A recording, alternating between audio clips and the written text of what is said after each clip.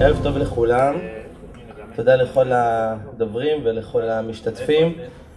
הערה טכנית ראשונה, בתור מי שנמצא בצוות ההיגוי של האירוע הזה, למין ההתחלה אני רק רוצה לתקן את הרושם שנוצר אולי שאנחנו מתארחים פה אצל מישהו או בחסות מישהו.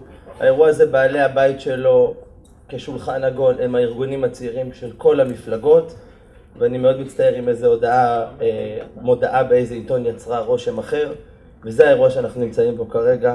אז כאמור, ברוכים הבאים, ובאמת אני חושב שיש חשיבות כללית לאירוע שכזה. הקשבתי רוב קשב לחבריי מהשמאל, ואני חייב להגיד שלמרות שאנחנו פחות או יותר באותו גיל, איכשהו יש לי תחושה שלא גדלנו באותה מדינה ב-15 השנים האחרונות. אז אולי לפני שאנחנו ניגשים לראות מה הלאה, בואו נעשה סיכום קצר, לא של היסטוריה ארוכה, אלא של מה שקרה כאן רק לאחרונה, בתקופה שאנחנו כצעירים עוד יכולים לזכור את היינו בני נוער. אז ניסינו ללכת בדוקטרינה מדינית של צעד אחרי צעד, קראנו לזה תהליך אוסלו, זה היה מאוד נחמד, אני זוכר, תערוכות, בלונים, יונים ברחובות, כן, איזושהי תקווה או אשליה אולי יותר נכון. ואז ראינו שאחרי כל צעד, מה הגיע? כביכול פרטנר, הגיעה מנה קדושה של טרור כדי ללחוץ אותנו לצעד הבא. אז ניסינו קצת הדדיות, זה עזר, היה לנו שקט כמה שנים בתקופה של ראש הממשלה נתניהו, אבל אז באומץ רב אני חייב לציין, בא ראש הממשלה ברק והציע לעשות הסדר קבע. הסדר קבע, ואנחנו כולנו זוכרים מה התוצאה שלא בדיוק יש לנו פרטנר להסדר קבע. ואז ניסינו מתודה אחרת, באנו וניסינו את המתודה החד צדדית, ונסוגונו מלבנון בפעם הראשונה, ומי נכנס לתוך הוואקום במקום צבא לבנון? שלוחה איראנית, החיזבאללה. ואחר כך לא למדנו מהניסיון, וניסינו את אותה מתודה בדרום, בעזה, ואז מי נכנס לתוך הוואקום? מי בעצם עשה הפיכה נגד הרשות הפלסטינית? עוד פעם זרוע איראנית. החמאס, אני לא שמתי לב שמישהו מהליכוד נבחרת פה לאנשי השמאל, ותאמינו לי, היה לנו יותר קשה מכם. תאמינו לי. ולכן, אחרי שניסינו את שלושת המתודות האלה, שגם החד צדדי לא עובד, וגם הסדר קבע לא עובד, וגם פעימות לא עובדות, צריך לשאול אותה את עצמנו מה הבעיה. ואולי הבעיה היא שאנחנו לא נמצאים היום בסכסוך מקומי בין ישראלים לפלסטינים, אלא אנחנו נמצאים בסכסוך גלובלי בין הדמוקרטיות ובין הפונדמנטליזם. וכשאנחנו נתעורר ונבין את זה, אנחנו נדע איך להתנהל במקום שלנו. והחשיבות של הוועידה הזאת היא שאנחנו ננסה לפקוח את עינינו, ואני לא אומר שהאמת והחוכמה נמצאים בצד אחד, לראות את התהליכים הגלובליים יותר. למשל להבין שלאור הניסיון של 15 השנים האחרונות, כל עוד המשטר האיראני עומד על תילו, לא תקום מדינה פלסטינית, כי זה פשוט בלתי אפשרי. זה כל כך, כמו שאת אומרת, שבלונות וסיסמאות, זה כל כך 90s לדבר על מדינה פלסטינית. הרי היום כשצה"ל נמצא במעברים ביהודה ושומרון, את מי מאבטח צה"ל?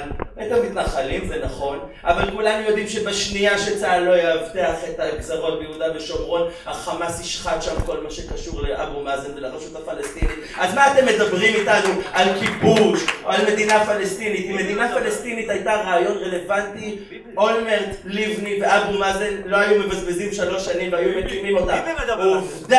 עובדה שהם לא עשו את זה. עובדה שמדינה פלסטינית זה בזבוז זמן, ולכן זה בזבוז זמן לדבר היום על 100 מתנחלים שסוגרים מרפסת בעלי במקום על 100 מהנדסים שיעים שבונים פצצת אטום באיראן. וזה מה שצריך להטריד אותנו בוועידה הזאת, וזה מה שצריך להטריד את מדינת ישראל, וזה מה שהבין בנימין נתניהו, ואני שמח להגיד שגם אהוד ברק הבין את זה. אותו אהוד ברק שהציע את מה שאתם מדברים עליו, את מתווה קלינטון, הוא מבין שהיום מה לעשות, זה לא רלוונטי. אתם בשמאל, חבריי מהשמאל, תמיד אמרתם לנו, אל תפריע לי עכשיו, תמיד אמרתם לנו שאנחנו מדברים עם עצמנו. אז יש לי חדשות בשבילכם חמודים, אתם מדברים על עצמכם. מדינה פלסטינית זה רעיון שכבר מזמן לא רלוונטי. מה שנתניהו אמר בבר אילן, ואני מצטער שאני נגרר להערת ביניים בניגוד למנהגי, אבל זה רק אני מכבד את המאיר מאוד. מה שנתניהו אמר בבר אילן הוא עם כל כך הרבה תנאים, שאתה יודע מה, בוא נראה קודם כל את הפלסטינים עומדים בתנאים האלה, אבל אני רוצה להגיד לך אנקדוטה קטנה לסיום.